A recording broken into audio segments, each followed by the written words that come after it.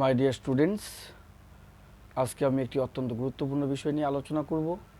বিষয়টি হলো ক্লাস 11 অর্থাৎ একাদশ শ্রেণীর সোশিওলজি অর্থাৎ সমাজতত্ত্ব বা সমাজবিদ্যা ফার্স্ট সেমিস্টার ইউনিট 2 অর্থাৎ দ্বিতীয় অধ্যায় সাজেশন নিয়ে আমি আলোচনা করব।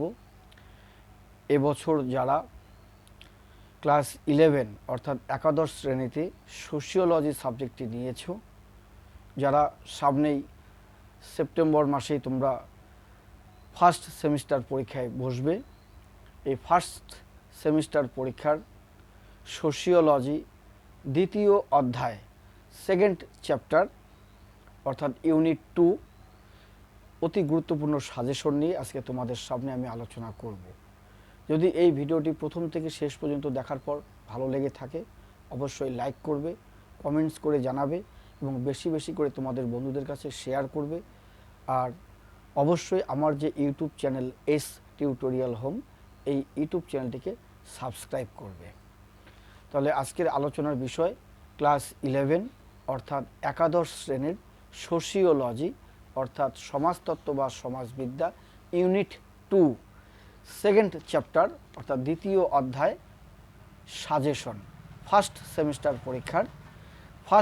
সেমিস্টার পরীক্ষার ইউনিট 2 চ্যাপ্টার দ্বিতীয় অধ্যায় নিয়ে আজকে আলোচনা করব। দ্বিতীয় অধ্যায়ের সাজেশন তোমাদের সামনে তুলে ধরব।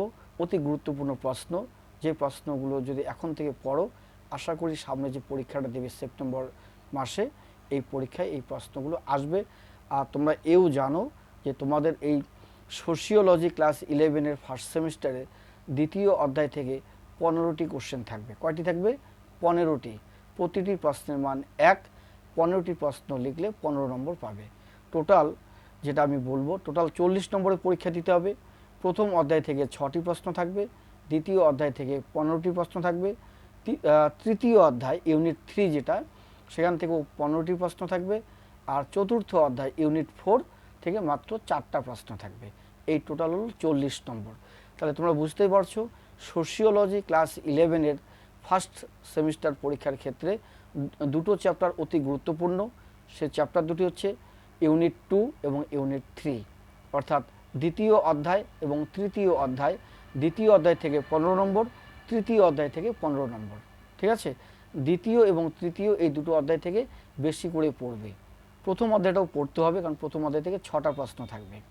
ঠিক আছে, এখন যে কথাটা বলবো সেটা হচ্ছে তোমরা খাতা কলম নিয়ে বসো। যাদের যাদের সোশিওলজি সাবজেক্টটি রয়েছে, বিভিন্ন স্কুলে মানে বিভিন্ন হাই স্কুল কিংবা গার্লস হাই স্কুলে যারা পড়াশুনো করছো, বর্তমানে যারা ক্লাস 11-এর ছাত্রছাত্রী রয়েছে, যাদের সোশিওলজি সাবজেক্টটি রয়েছে, যারা সেপ্টেম্বর মাসে ফার্স্ট সেমিস্টার পরীক্ষা দেবে, তাদের জন্য আজকের এই আলোচনা, তাদের জন্য আজকের এই ভিডিও। তোমরা খাতা কলম নিয়ে বসো। আজকে আমি সোশিওলজি দ্বিতীয় অধ্যায় অর্থাৎ ইউনিট 2 কিছু গুরুত্বপূর্ণ প্রশ্ন নিয়ে আমি আলোচনা করব। এগুলো তোমরা লিখে নাও, আশা করি কাজে লাগবে। এই প্রশ্নগুলো থেকে তোমাদের পরীক্ষায় কমন পড়বে, কমন আসবে বলছি, তোমরা লিখে নাও। তাহলে কি বললাম? ক্লাস 11 অর্থাৎ একাদশ শ্রেণীর সোশিওলজি অর্থাৎ সমাজতত্ত্ব বা সমাজবিদ্যা ফার্স্ট সেমিস্টার পরীক্ষার দ্বিতীয় অধ্যায় ইউনিট 2 দ্বিতীয় অধ্যায় থেকে যে 15টি প্রশ্ন পরীক্ষায় থাকবে, আমি এমন কিছু প্রশ্ন তোমাদের সামনে বলবো যে এখান থেকেই 15টা প্রশ্ন তোমরা কমন পাবে, যে যে স্কুলে পড়ো না কেন। আবার এটাও বলে রাখি যে তোমাদের কিন্তু সব স্কুলের প্রশ্ন হুবহু এক হবে না, কেননা এটা স্কুল ভিত্তিক পরীক্ষা। স্কুল ভিত্তিক পরীক্ষা হওয়ার দরুন সবার কোশ্চেন কিন্তু আলাদা হবে। হ্যাঁ, এমন হতে পারে যে 40টা প্রশ্ন যে স্কুলে এসেছে সেই স্কুলের 40টার থেকে আবার দেখা গেল আরও ওখান থেকে 5-7টা প্রশ্ন অন্য একটা স্কুলের পরীক্ষায় আসছে, আসার সম্ভাবনা এই জন্যই কারণ সিলেবাস তো একই। তাহলে যে যেরকম করে কোশ্চেন করুক না কেন, দেখা গেল ঘুরে ফিরে ওই একই কোশ্চেন, শুধু সিরিয়াল নম্বর আলাদা থাকবে। হ্যাঁ, প্রশ্ন কিন্তু একই, সিলেবাস কিন্তু একই সিলেবাসে পড়তে হবে, কিন্তু হুবহু 40টা প্রশ্ন সব স্কুলে এক থাকবে না। ঠিক আছে, এই জন্য তোমাদের টেক্সট বইগুলো খুঁটিয়ে খুঁটিয়ে পড়তে হবে। এটা স্কুল ভিত্তিক পরীক্ষা এবং স্কুলের মাস্টারমশাই কোশ্চেন করবেন ক্লাস 11-এ ফার্স্ট সেমিস্টার এবং সেকেন্ড সেমিস্টার। আজকের আলোচনা ফার্স্ট সেমিস্টার পরীক্ষার সোশিওলজি ইউনিট 2 সেকেন্ড চ্যাপ্টার অর্থাৎ দ্বিতীয় অধ্যায়ের সাজেশন নিয়ে আলোচনা করছি। ইউনিট 2, ঠিক আছে। লেখো অধ্যায়ের নাম, দ্বিতীয় অধ্যায়ের নাম মৌলিক সমাজতাত্ত্বিক ধারণা সমূহ। মৌলিক সমাজতাত্ত্বিক ধারণা সমূহ। এখান থেকে 15টি প্রশ্ন পরীক্ষায় থাকবে। বুঝতেই পারছো কতটা গুরুত্বপূর্ণ এই চ্যাপ্টারটা। নাম্বার 1, সমাজ শব্দটির ইংরেজি প্রতিশব্দ হলো ড্যাশ। দেখা গেল পরীক্ষার প্রশ্ন এলো সমাজ শব্দটির ইংরেজি প্রতিশব্দ হলো ড্যাশ। তারপরে অপশনে সমাজতত্ত্ব, তারপরে অপশনে থাকবে সোশিওলজি, সোসাইটি, হ্যাঁ, অ্যাসোসিয়েশন, কমিউনিটি, এরকম অপশন থাকতে পারে বা ঠিক আছে, এরকম অপশন থাকতে পারে। তার থেকে তোমাকে সঠিক উত্তরটা খুঁজে নিতে হবে। তাই প্রশ্নটি কি বললাম তোমরা খাতায় লিখে নাও। আমি প্রশ্নটি বললাম সমাজ শব্দটির ইংরেজি প্রতিশব্দ হলো ড্যাশ। নিচে বিকল্প 4টা অপশন থাকবে, 4টা অপশনের মধ্যে সঠিক উত্তর একটা থাকবে। সেখান থেকে তোমাকে উত্তরটা খুঁজতে হবে সোসাইটি। অর্থাৎ সমাজ শব্দের ইংরেজি প্রতিশব্দ হলো সোসাইটি। আমরা বাংলায় যাকে বলি সমাজ, ইংরেজিতে তাকে বলা হয় সোসাইটি। ওকে, পরের প্রশ্ন, সোসাইটি শব্দটি ল্যাটিন শব্দ ড্যাশ থেকে এসেছে। মানে সোসাইটি শব্দটি ল্যাটিন শব্দ ড্যাশ থেকে এসেছে, মানে কোন শব্দ থেকে এসেছে? এরও 4টা অপশন থাকবে। তোমরা লিখবে সোসাস, SOCIOUS বা SOCIUS, ঠিক আছে, SOCIUS, সোসিয়াস, ঠিক আছে, সোসিয়াস থেকে। সোসিয়াস শব্দের অর্থ কি? তোমরা লিখবে সোসিয়াস শব্দের অর্থ বন্ধুত্ব বা সঙ্গীতজ্ঞ বা একত্রে থাকা। বন্ধু, ঠিক আছে, বন্ধুত্বপূর্ণ সম্পর্ক, যেটা বন্ধুত্ব বা বলছে সঙ্গীত্ব বা একত্রে থাকা, সোসিয়াস শব্দের অর্থ। তাহলে প্রথম প্রশ্ন কি বললাম? সমাজ শব্দটির ইংরেজি প্রতিশব্দ হলো সোসাইটি। সোসাইটি শব্দটি কোন শব্দ থেকে এসেছে? ল্যাটিন শব্দ সোসিয়াস থেকে এসেছে। এই সোসিয়াস শব্দটির অর্থ কি? বন্ধুত্ব, ঠিক আছে, বন্ধুত্ব বা সঙ্গীত্ব বা একত্রে থাকা। পরের প্রশ্ন, ম্যান ইজ সোশ্যাল এনিম্যাল বা ম্যান ইজ সোশ্যাল এনিম্যাল, মানুষ সমাজবদ্ধ জীব, মানুষ সামাজিক, একথা কে বলেছেন? প্রশ্ন এইভাবে আসতে পারে, একথা কে বলেছেন? অপশনে 4জন সমাজতাত্ত্বিক বা দার্শনিকের নাম থাকবে। সেখান থেকে তোমাকে খুঁজে নিতে হবে সঠিক উত্তরটি কী হবে। আমি বলে দিচ্ছি, গ্রিক দার্শনিক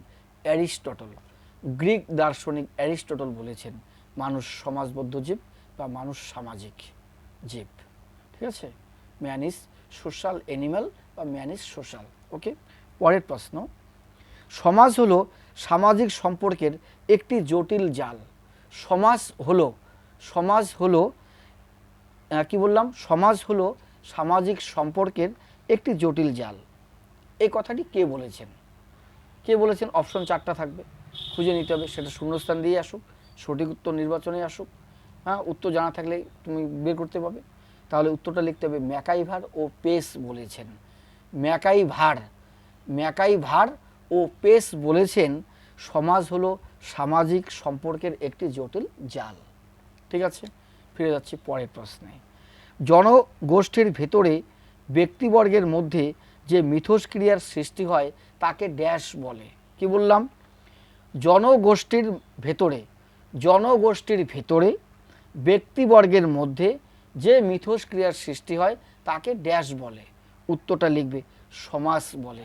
দন্তস্ব ময়াকার বর্গীয় জ। পরের প্রশ্ন, সমাজ হলো একটি ড্যাশ ধারণা। তোমরা অপশন থেকে খুঁজে নেবে বিমূর্ত ধারণা। সমাজ হলো একটি বিমূর্ত ধারণা। পরের প্রশ্ন, কে বলেছেন সামাজিকতা বা সমাজ হলো একটি মানসিক বিষয়? কে বলেছেন সামাজিকতা বা সমাজ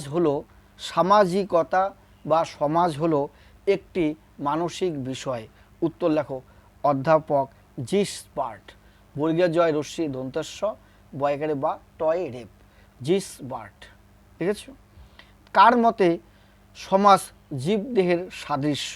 প্রশ্নটা বোঝার চেষ্টা করো, লেখো খাতায় তোমরা সবাই।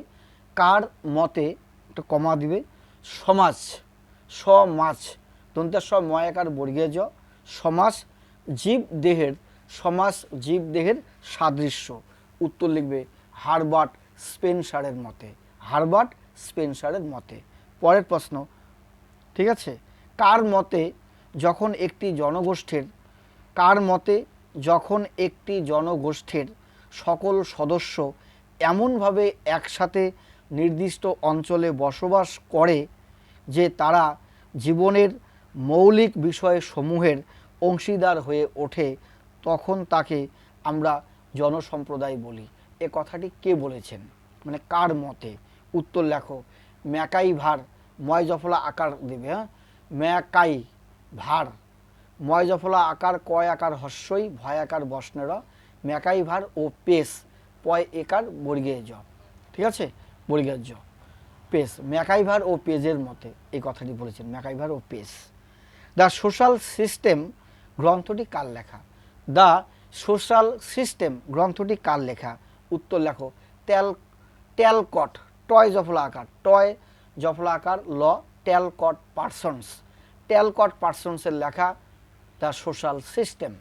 পরের প্রশ্ন, কার মতে সংঘ হলো একটি মনুষ্য গোষ্ঠী যা কোনো বিশেষ, সংঘ হলো একটি মনুষ্য গোষ্ঠী যা কোনো বিশেষ বা কতগুলি নির্দিষ্ট বা সীমিত উদ্দেশ্য সাধনের জন্য একতাবদ্ধ হয়েছে?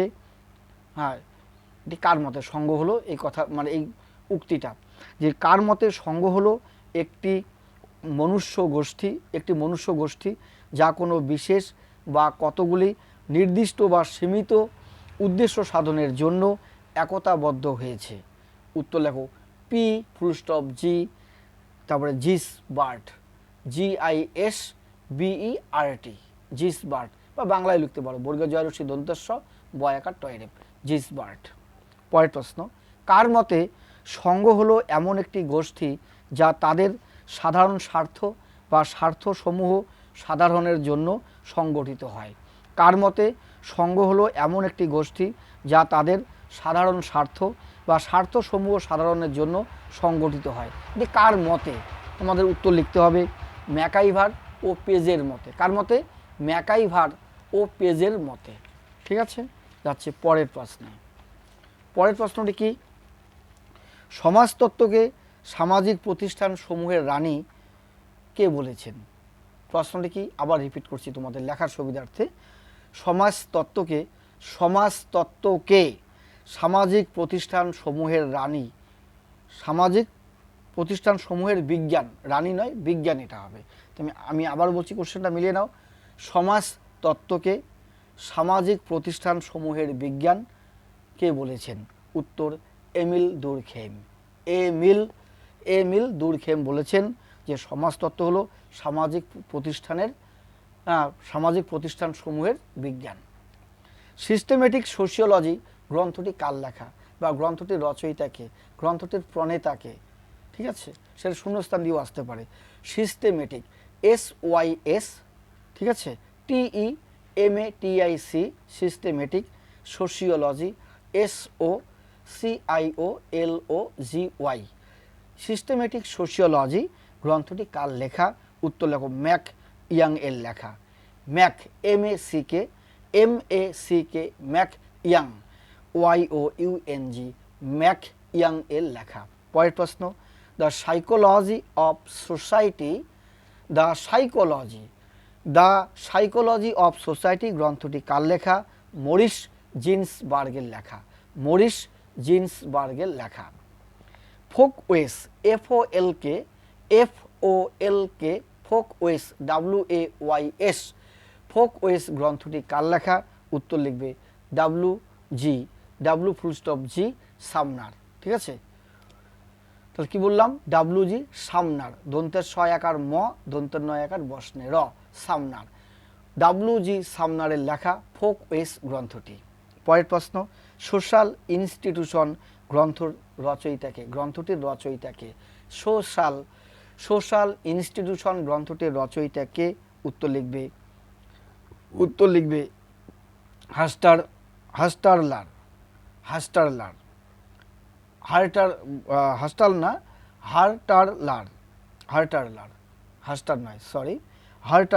HER লেখো, HER TER, LER, হার্টারলারের লেখা সোশ্যাল ইনস্টিটিউশন। কার মতানুযায়ী সংগঠন হলো একটি সামাজিক প্রণালী? এই প্রণালীর মধ্যে মানুষ গোষ্ঠীবদ্ধ হয়। কার মতানুযায়ী সংগঠন, সংগঠন হলো একটি সামাজিক প্রণালী, এই প্রণালীর মধ্যে মানুষ গোষ্ঠীবদ্ধ হয়। উত্তর লেখো, রিভার্স এর মতে। বর্ণরায় রশ্মি, ভয়ঘেরে ভা, দন্তস্বয়ে রেপ। রিভার্স এর মতে। কে বলেছেন social organisation is the result of the shared activities and understandings of the people? কি বললাম? কে বলেছেন social organisation result of the shared activities and understandings of the people? এই কথাটি কে বলেছেন তার নাম লেখো, C.H মানে C.H. কুলি, চার্লস হর্টন কুলি বলেছেন, চার্লস হর্টন কুলি এই কথাটি বলেছেন। পরের প্রশ্ন, সোশ্যাল অর্গানাইজেশন গ্রন্থটি কার লেখা? লেখো, 1901 সালে লিখেছেন C.H. কুলি, চার্লস হর্টন কুলি লিখেছেন সোশ্যাল অর্গানাইজেশন। পরের প্রশ্ন, প্রাথমিক গোষ্ঠীর উদাহরণ কি? প্রাথমিক গোষ্ঠী যেটা প্রাইমারি গ্রুপ, যে সম্পর্কটা সরাসরি প্রত্যক্ষভাবে প্রতিদিন যে সম্পর্কটা গড়ে ওঠে, প্রতিদিন যার সঙ্গে যার দেখা হয়, প্রত্যক্ষভাবে সম্পর্ক জড়িয়ে পড়ি, ভাব বিনিময় আদান প্রদান প্রতিদিন হয়ে থাকে, সেটাই কিন্তু প্রাথমিক গোষ্ঠী মানে প্রাইমারি গ্রুপ। যেমন পরিবার, বন্ধু গোষ্ঠী, পাড়ার ক্লাব, এগুলোতে আমাদের প্রতিদিনই দেখা হয়, ঠিক আছে, প্রতিদিনই কথা হয়, প্রতিদিনই ভাব বিনিময় হয়, এটি হচ্ছে প্রাইমারি গ্রুপ অর্থাৎ প্রাথমিক গোষ্ঠী। ঠিক আছে, অপশন দেখা গেল এই আমি যেগুলো বললাম, পরিবার, বন্ধু গোষ্ঠী, পাড়ার ক্লাব, এর মধ্যে দেখা গেলো তিনটেই আছে, আর একটা অন্য অপশন আছে, বা তিনটেই এগুলো আছে, তারপর লেখা আছে সবকটি, উত্তরটা হবে সবকটি। আবার যদি এমন হতে পারে এই তিনটার মধ্যে অপশন একটা আছে, বাকি তিনটা অপশন অন্যরকম, তাহলে এখান থেকে যে অপশনটা থাকবে সেটাই হবে উত্তর। পরের প্রশ্ন, গৌণ গোষ্ঠীর উদাহরণ হলো, গৌণ গোষ্ঠীর উদাহরণ কি?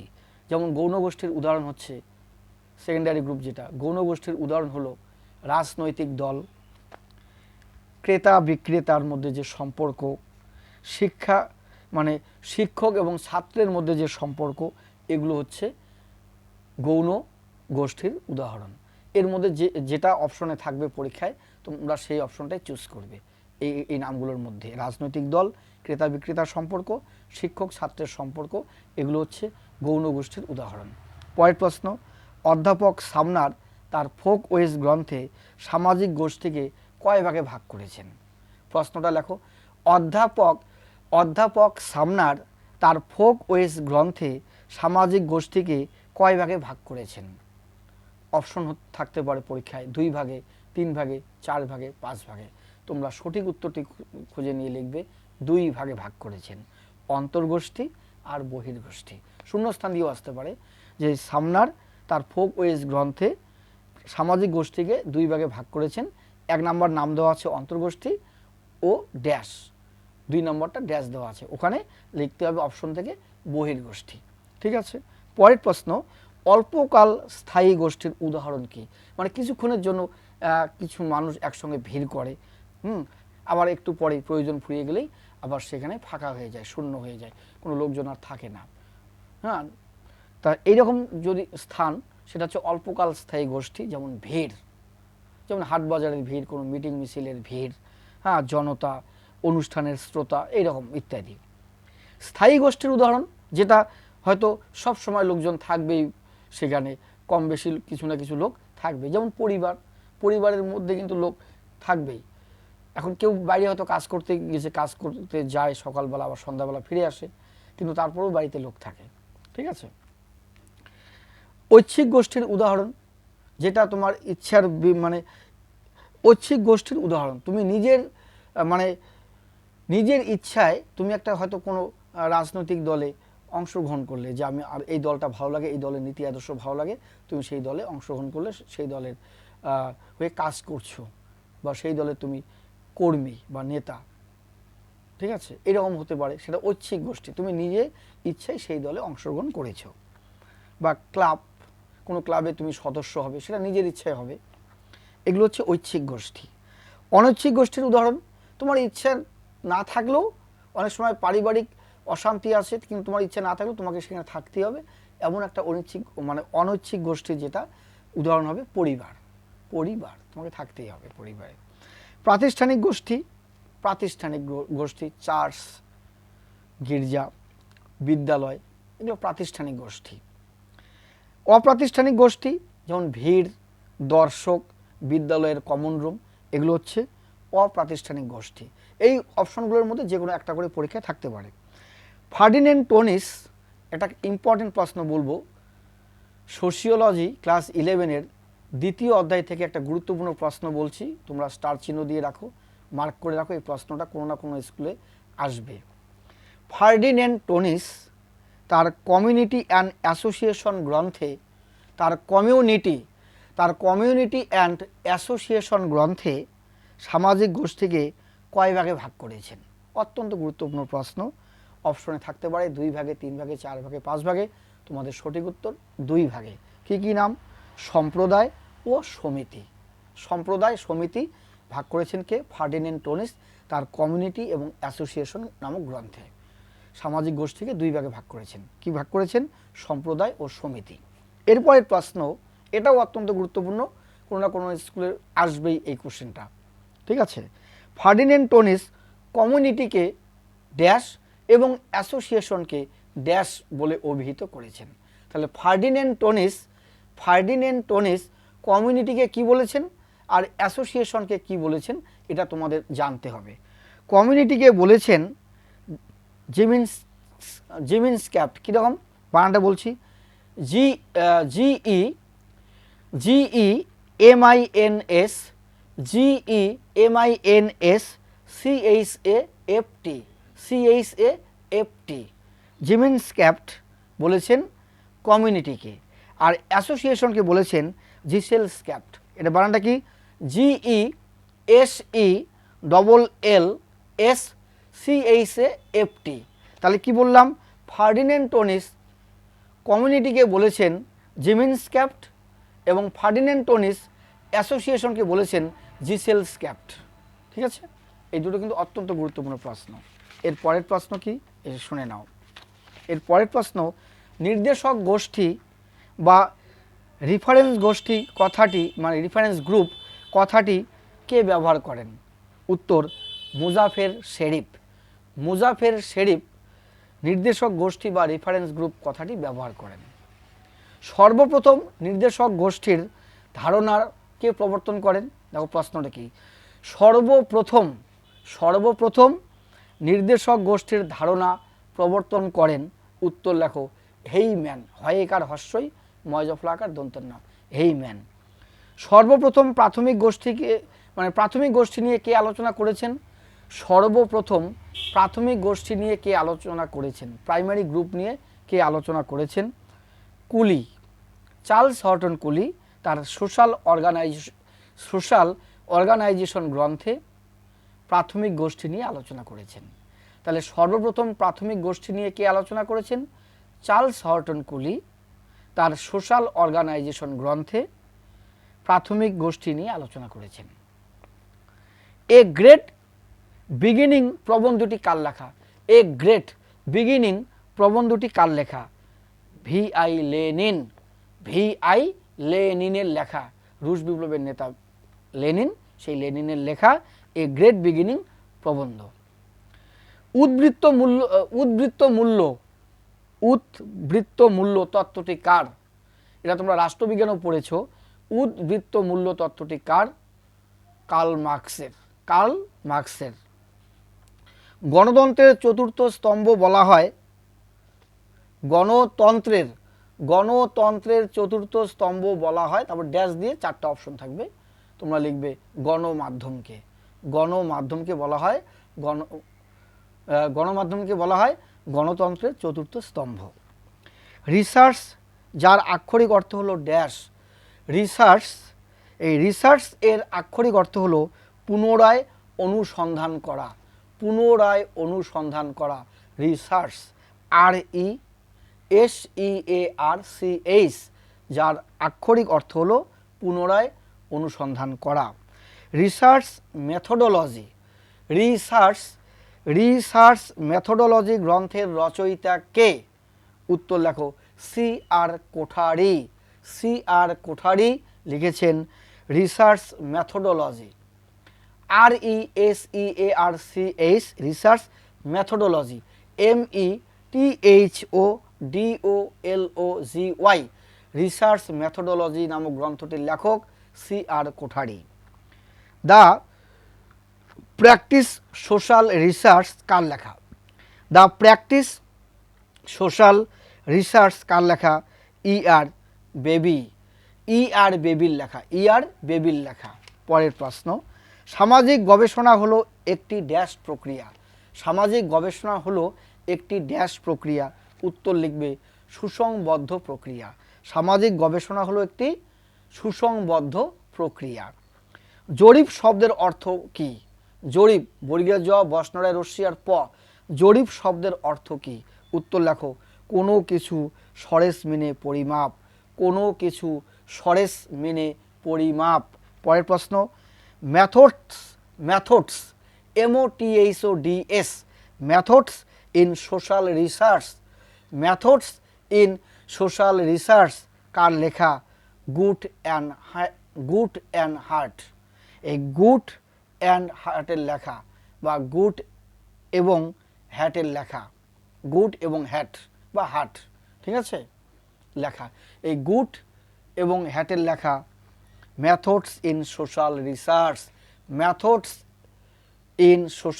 গ্রন্থের লেখক গুড এবং হ্যাটের লেখা। Scientific social surveys and research, লিখে নাও scientific social surveys and research গ্রন্থটির প্রণেতাকে PV ইয়াং এর লেখা। রিসার্চ মেথডস গ্রন্থটি কার লেখা? অধ্যাপক রাম আহুজার লেখা রিসার্চ মেথডস। এগুলো অত্যন্ত গুরুত্বপূর্ণ প্রশ্ন। তারপরের প্রশ্ন, রেড ক্রস হলো একটি dash. Red cross, REDCROSS, red cross হলো একটি ড্যাশ। উত্তর লেখো সংঘ। রেড ক্রস হলো একটি ড্যাশ। উত্তর লেখো সংঘ। তারপরে আমরা বোধ কার গুরুত্বপূর্ণ উপাদান? আমরা বোধ ফিলিং, এটা কার গুরুত্বপূর্ণ উপাদান? জনসম্প্রদায়। শ্রেণী সংগ্রাম তত্ত্বের প্রবক্তা কে? ঠিক আছে, এটা প্রশ্ন। উত্তর লেখো কার্ল মার্কস। রাষ্ট্রবিজ্ঞানে পড়েছো তোমরা, কার্ল মার্কস। SC দুবের বিখ্যাত গ্রামীণ অধ্যয়নটি হলো ইন্ডিয়ান ভিলেজ 1952। এই ধরনের প্রশ্ন তোমরা পড়ে যাবে দ্বিতীয় অধ্যায় থেকে। এখান থেকে 15টা প্রশ্ন পরীক্ষায় থাকবে, 15 নাম্বার। আর এই প্রশ্নের পাশাপাশি কিছু শূন্যস্থান, সঠিক উত্তর নির্বাচন, মানে আমি যেগুলো বললাম সঠিক উত্তর খুঁজে নিয়ে লেখা, শূন্যস্থান পূরণ করো, বাম স্তম্ভ ডান স্তম্ভ, ক খ, তারপরে ডায়াগ্রাম, ঠিক আছে, বা ঘটনার ক্রমানুসারে সাজাও, বিবৃতি ও কারণ, ঠিক আছে, বিবৃতি কারণ ব্যাখ্যা, এই ধরনের প্রশ্ন কিন্তু পরীক্ষায় থাকবে। তোমাদের যে পাঠ্যসূচি বই রয়েছে ইন্দ্রজিৎ পাবলিকেশন এবং অনাদি কুমার মহাপাত্র, এই দুটো বইয়ের কথাই আমি বারবার বলছি। এই দুটো বইয়ের পড়ার পেছনে যে অনুশীলনীর প্রশ্নগুলো রয়েছে সেখান থেকে তোমরা প্র্যাকটিস করবে। তার সঙ্গে আমি যে প্রশ্নগুলো বললাম এগুলো অত্যন্ত গুরুত্বপূর্ণ। এগুলো দেখে তোমরা পরীক্ষা দিতে যাবে, এগুলো পড়ে তোমরা পরীক্ষা দিতে যাবে। ক্লাস 11 একাদশ শ্রেণীর ফার্স্ট সেমিস্টার সোশিওলজি অর্থাৎ সমাজতত্ত্বের যে পরীক্ষা তোমরা দেবে, সেই পরীক্ষায় দ্বিতীয় অধ্যায় সোশিওলজির দ্বিতীয় অধ্যায় সোশিওলজির ইউনিট 2 থেকে যে 15টি প্রশ্ন থাকবে সেই প্রশ্ন আমি আশা করি আজকে বলে দিলাম। এই প্রশ্নগুলো থেকেই তোমরা 15টা প্রশ্ন কমন পাবে, এখান থেকে ভালো করে পড়ে পরীক্ষা দিতে যাবে। ঠিক আছে, অত্যন্ত গুরুত্বপূর্ণ প্রশ্ন এগুলো তোমাদের কাছে, এগুলো পরীক্ষায় কিন্তু আসবেই আসবে, কমন পড়বে। নাম্বার 1 সেরা সাজেশন। এর পরের ভিডিওতে আমি তোমাদের জন্য তৃতীয় অধ্যায় ইউনিট 3 এবং পরের ভিডিওতে ইউনিট 4 সাজেশন নিয়ে আলোচনা করব। কারণ তোমরা জানো যে ক্লাস 11-এ ফার্স্ট সেমিস্টারে সোশিওলজির টোটাল 4টা অধ্যায়, ইউনিট 1, 2, 3, 4। আমি এর আগের ভিডিওতে ইউনিট 1 সাজেশন দিয়েছি, আজকের ভিডিওতে আমি সাজেশন দিয়ে দিলাম ইউনিট 2, পরের ভিডিওতে সাজেশন দেব ইউনিট 3 এবং তারপরের ভিডিওতে আমি সাজেশন দেব ইউনিট 4। এরকম করে 4টা চ্যাপ্টার অর্থাৎ 4টা অধ্যায় থেকে আমি তোমাদের যেভাবে প্রশ্ন পরীক্ষায় থাকবে, যত নম্বরের প্রশ্ন থাকবে সেভাবে আমি সাজেশন করে পোস্ট করব। তোমরা এগুলো পড়ে পরীক্ষা দিতে যাবে, আশা করি এই প্রশ্নগুলি কমন পাবে, এই প্রশ্নগুলি পরীক্ষায় আসবে। নাম্বার 1 সেরা সাজেশন। যে স্কুলে পড়াশোনা করছো না কেন, আমার সাজেশনের বিকল্প নেই, আমার সাজেশন পড়ে তোমরা পরীক্ষা দিতে যাও, সবাই ভালো রেজাল্ট করবে। ঠিক আছে, তাহলে পরের ভিডিওতে আলোচনা হবে ক্লাস 11 ফার্স্ট সেমিস্টার সোশিওলজির ইউনিট 3 অর্থাৎ তৃতীয় অধ্যায়ের সাজেশন, তারপরে চতুর্থ অধ্যায়ের সাজেশন। ঠিক আছে, আর আজকের যে আলোচনা হলো সেটা হচ্ছে ক্লাস 11 অর্থাৎ একাদশ শ্রেণীর মানে সোশিওলজি অর্থাৎ সমাজতত্ত্ব ফার্স্ট সেমিস্টার ইউনিট 2 দ্বিতীয় অধ্যায়ের সাজেশন নিয়ে আলোচনা করলাম। এই ভিডিওটি যদি তোমাদের কাছে ভালো লেগে থাকে অবশ্যই লাইক করবে, কমেন্টস করে জানাবে এবং বেশি করে তোমাদের বন্ধু বান্ধবীদের কাছে শেয়ার করবে। আর অবশ্যই আমার YouTube channel S tutorial home, এই চ্যানেলটিকে তোমরা সবাই সাবস্ক্রাইব করতে কিন্তু কেউ ভুলবে না। সাবস্ক্রাইব অবশ্যই করবে। স্তম্ভগুলো ওই যদি তোমাদের উত্তর জানা থাকে স্তম্ভগুলো আসবে, একদিকে লেখকের নাম, আরেকদিকে গ্রন্থের নাম এরকম থাকবে, বা বিভিন্ন থাকতে পারে এরকম স্তম্ভ। একদিকে মানে সংজ্ঞাগুলো থাকবে, কে কোন সংজ্ঞা দিয়েছে সমাজ সম্পর্কে, জনসম্প্রদায় সম্পর্কে, সমিতি সম্পর্কে, সংগঠন সম্পর্কে। একদিকে সেই উক্তিগুলো থাকবে, আরেকদিকে সমাজতত্ত্ববিদের নাম থাকবে। সেগুলো তোমাদের ম্যাচিং মিলাতে হবে বিকল্প থেকে খুঁজে নিয়ে। ঠিক আছে, এইভাবে প্রশ্নগুলো কিন্তু তোমাদের পরীক্ষায় মানে সেট হবে। ভালো করে পড়াশোনা করো, আশা করি সবার ভালো পরীক্ষা হবে, ভালো করে লিখবে, ভালো করে ভেবে চিন্তে অপশন থেকে সঠিক উত্তরটা নির্বাচন করবে। ঠিক আছে, এরপরের ভিডিওতে আলোচনা করব ক্লাস 11-এর সোশিওলজি ফার্স্ট সেমিস্টার ইউনিট 3 অর্থাৎ তৃতীয় অধ্যায় নিয়ে আলোচনা করব পরের ভিডিওতে। তার জন্য তোমরা একটা কাজ করবে, সেটি হচ্ছে অবশ্যই আমার YouTube channel S tutorial home, এই চ্যানেলটিকে সাবস্ক্রাইব করবে। আর আজকের ভিডিওটি ভালো লেগে থাকলে অবশ্যই লাইক, কমেন্টস এবং বেশি করে শেয়ার করবে। আর সঙ্গে অবশ্যই ইউটিউব চ্যানেলটিকে সাবস্ক্রাইব করবে।